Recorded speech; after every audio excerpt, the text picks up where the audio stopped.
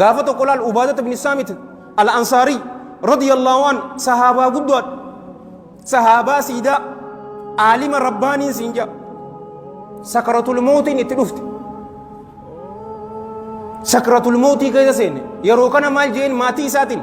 نما منكي يسين شوفاتينو ولتنا كبا جين إسانكا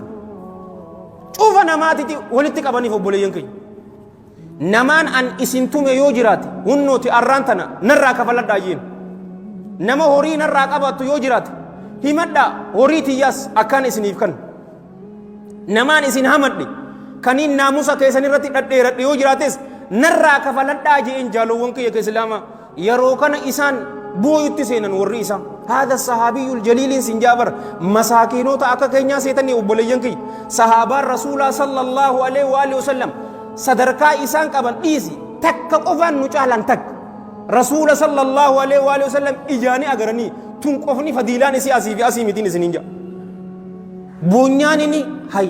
نيفوچا نيجين إنيون نابو يا إسي نينجي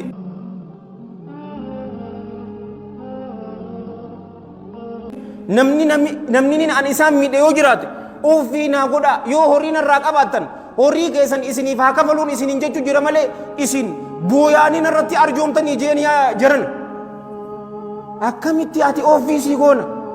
bal kunta waalida ati bar nama hamaa miti abbaa keenya turtee kanu guddisee naamusa irratti akkamitti ofii sii goona jaaniin ati abbaa keenyaati lakki booya keessan innattiin arjoomina ofii naa gootanii jirtanii jeen cufni isaanii atummaa yoo jette malee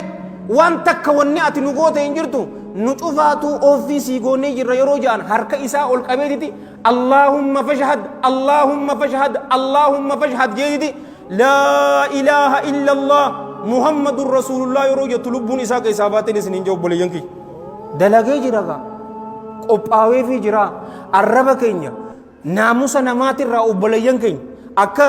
إمام ابن الجوزين جي رحمة الله عليه رحمة واسعة الرومين نماتين إن هي وسميجي تيتين هي وسميجي الربا كيغناس ناموس نمات الرتين الديرتيني أكا أمان تنخلقين عالم إفغوتي إمام الجرح والتعديل إفغوتي علماء في دائي الرب ستي أكا سينتدنا لا ناموس إساء نمني نمر راقبتي جيبر الرب إساء ذكري قفان نمني قلق جزي guyyaa sakaratul mautii san jecha dhugaa san rabbiin arraba isa kaayaa je isiniif maatii teessanuu warra san irraa rabbi isin haa taasisu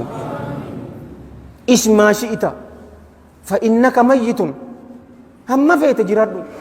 atiin kun ni duutaa isiisaniif haa qophooynu rabbiin khaatimaa teenya rabbiin waa tolchuun isin jedha warra du'ellee rabbiin rahmata isaaniif haa godhu